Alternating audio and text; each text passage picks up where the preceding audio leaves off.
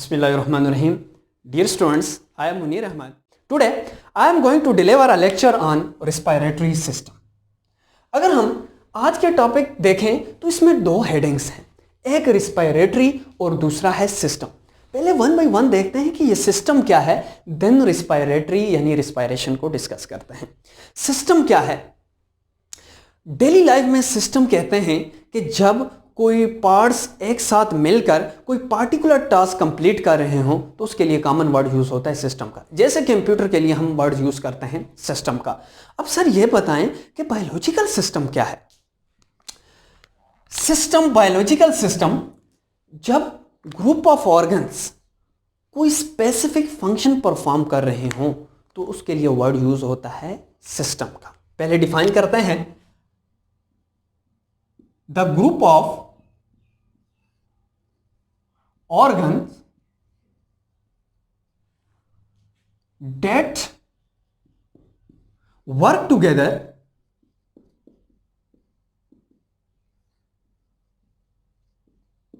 to carry out particular task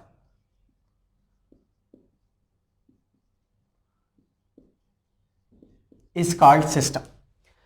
system क्या है? System है group of organs that work together.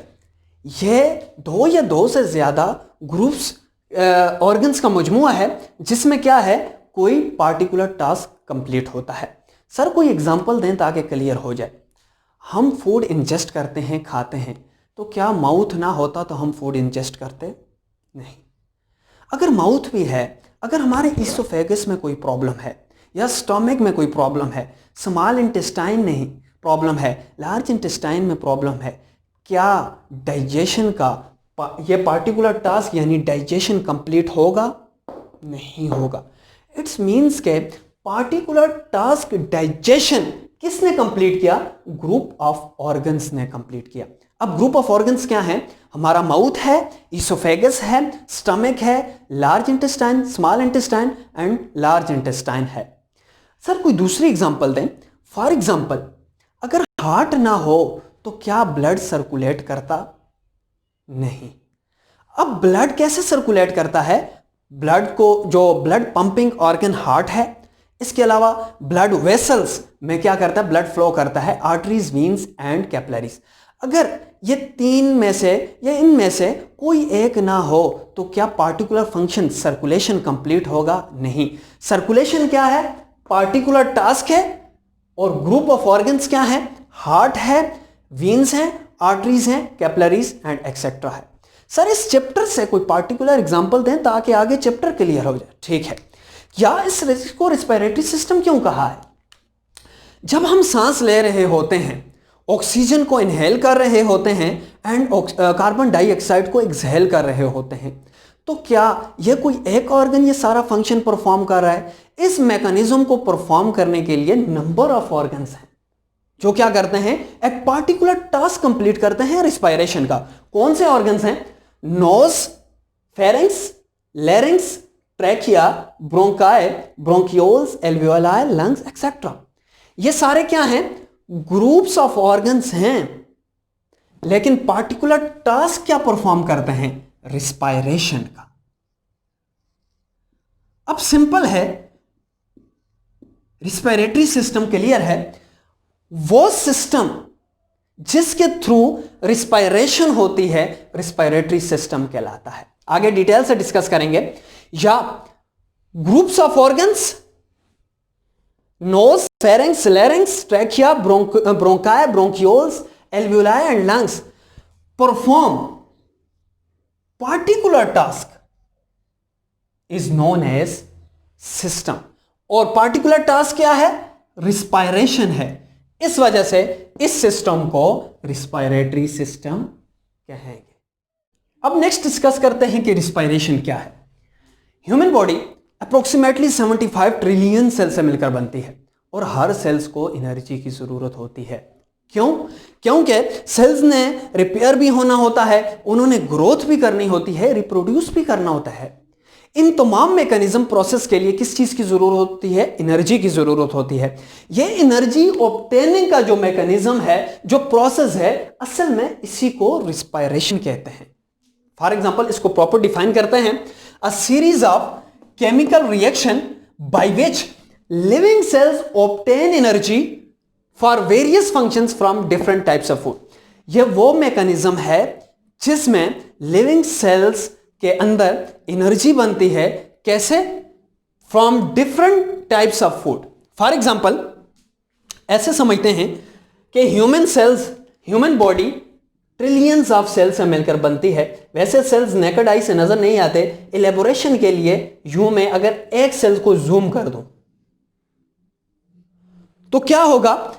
External environment से oxygen lungs तक पहुंचेगी। लंग्स में पहुंचने के बाद यहां पे ब्लड में, ब्लड वेसल्स में आएगी और थ्रू ब्लड ऑक्सीजन बॉडी के हर सेल्स तक जाएगी।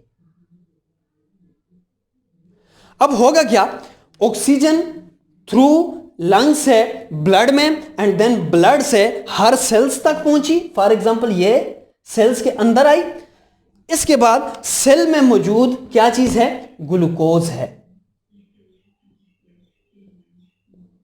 सर फिर क्वेश्चन है, सर ये सेल्स के ऑक्सीजन तो समझ आ रही है कि ऑक्सीजन लंग से ब्लड में आई। ब्लड क्योंकि बॉडी के हर पार्ट्स में सर्कुलेट कर रहा है और हर सेल्स तक पहुंचाता है, लेकिन ये वाला ग्लूकोज जो आपने लिखा है C6H12 और O6, ये कहां से आ गया सेल में? असल में ये जो ग्लूकोज है, ये जो हम फूड इंजेस्ट करते हैं, डाइजेशन के बाद ये बॉडी के हर सेल्स जहां पे जरूरत होती है वहां पे डिफ्यूज करके पहुंचता है। ये वहां से आया है। अब इन दोनों का आपस में रिएक्शन होगा, किसका? ग्लूकोज का प्लस ऑक्सीजन का, जिसके रिजल्ट में ग्लूकोज टूटेगा। इसके रिजल्ट में दो बाई प्रोडक्ट बनेंगे। कौन कौन से? एक carbon dioxide plus water.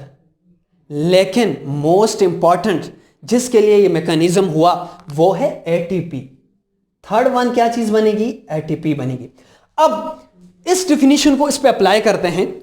A series of chemical reaction by which living cells obtain energy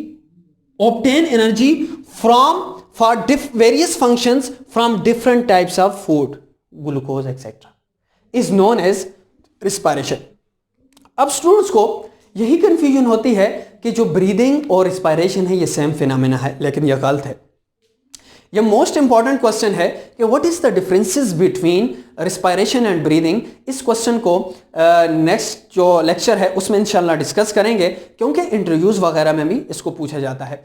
अब इसके बाद रिस्पायरेशन की टाइप्स को डिस्कस करते हैं कि रिस्पायरेशन की टाइप्स कौन कौन सी है। बेसिकली रिस्पायरेशन की 3 टाइप्स हैं। एक को कहते हैं external respiration, internal respiration and third one है सेलुलर रिस्पायरेशन। एक्सटर्नल रिस्पायरेशन क्या है? एक्सटर्नल रिस्पायरेशन में होता है कि जो रिस्पायरेटरी गैसेस हैं वो इन्वायरमेंट में नेसल कैविटी में एंटर होती हैं और नेसल कैविटी से इन्वायरमेंट में एंटर होती हैं। फॉर एग्जांपल ऑक्सीजन का नेसल कैविटी में आना और कार्बन डाइऑक्साइड का नेसल कैविटी से इन्वायरमेंट में रिमूव होना, इस रिस्पायरेशन को एक्सटर्नल रिस्पायरेशन कहते हैं। और इसके लिए वर्ड यूज होता है ब्रीदिंग का।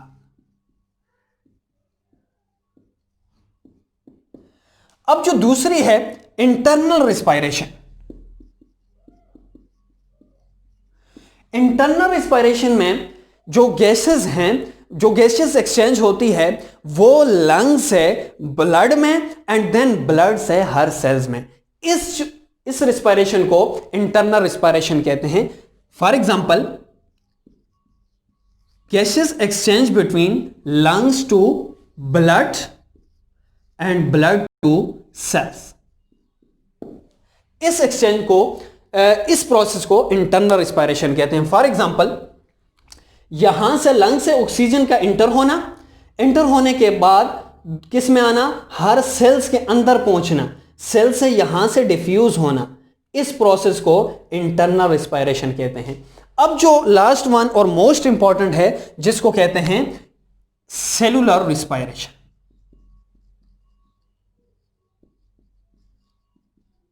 सेलुलर रिस्पायरेशन बेसिकली वो मैकेनिज्म है जिसमें एनर्जी ऑब्टेन होती है। फॉर एग्जांपल, ऑक्सीजन इन्वायरमेंट से नोज तक आया, इस एक्सचेंज को हम कहेंगे एक्सटर्नल या ब्रीदिंग रिस्पायरेशन।